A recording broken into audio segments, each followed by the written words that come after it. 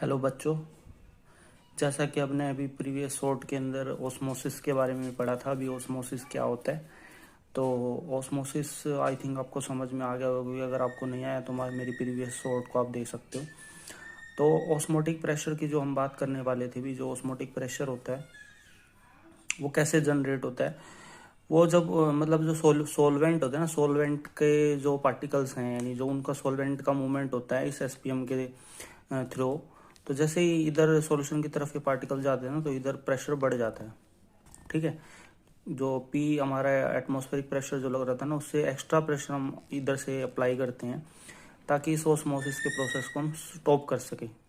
तो इसी को बोलते हैं ऑस्मोटिक प्रेशर। ठीक है, और जो ऑस्मोटिक प्रेशर था वो हमारा किस पे डिपेंड कर रहा है, वो मोलैरिटी पे डिपेंड करता है, वो टेम्परेचर पे डिपेंड करता है। मतलब ओवरऑल जो यहाँ पे फॉर्मूला क्रिएट होता है वो होता है हमारा pi equal to M R T, यानी आर हमारा गैस कॉन्स्टेंट है और टी हमारा टेम्परेचर होता है।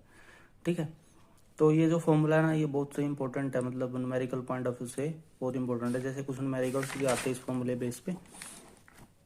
ठीक है, जैसे आपको एक क्वेश्चन लेके आया मैं इसी टाइप्स का। Calculate the osmotic pressure due to the 5% weight by volume cane sugar solution at 15 degree Celsius. भी आपसे पूछा हुआ है, ऑस्मोटिक प्रेशर पूछा हुआ है, तो यानी 5% weight by volume cane sugar का सॉल्यूशन दे रखा है। तो 5% वेट बाय वॉल्यूम मतलब है अभी यहाँ पे 5 ग्राम आपको केन शुगर दे रखा है 100 ml के अंदर। तो जनरली सिंपल आपको फॉर्मूले पुट करना है, pi equal to M R T, और आर हमारा फिक्स रहेगा 0.0821। यहाँ पे यानी जो आर जो आपको लेना है वो 0.0821 ही लेना है। ठीक है, क्योंकि आर की अलग अलग वैल्यूज होती है, बट यहाँ पे आप यही वाली यूज करोगे। तो पाई इक्वल टू क्या आ जाएगा, मोलैरिटी होती है number of moles divide by volume. तो यानी आपको पता है 5% दे रखा केन शुगर, तो यहाँ से हम इसके मोल्स निकाल लेंगे, और वॉल्यूम हमारा 100 ml रखा था उसको लीटर में कन्वर्ट कर लेंगे। तो ओवरऑल जैसे इस वैल्यू को पुट करेंगे ना, तो पाई की वैल्यू निकल के आ जाएगी 3.4। तो इस टाइप के क्वेश्चन इससे पूछे जाते हैं अक्सर। और ये जो सोल्यूशन होते हैं ना, 3 तरह के होते हैं, आइसोटोनिक, हाइपरटोनिक और हाइपोटोनिक। आइसोटोनिक सॉल्यूशंस वो होते हैं जिसमें दोनों के दोनों प्रेशर बराबर होते हैं।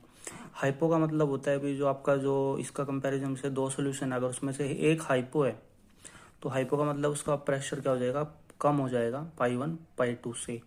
और हाइपोटोनिक का मतलब है आप 2 सॉल्यूशंस में अगर एक हाइपरटोनिक है तो उसमें जो पाई 1 हो जाएगा वो ग्रेटर देन हो जाएगा पाई 2 से। ठीक है, तो आगे एक आपको न्यूमेरिकल दिख रहा है, तो आप इसका आंसर कमेंट बॉक्स में बता सकते हो मेरे को भी इसका आंसर क्या आएगा।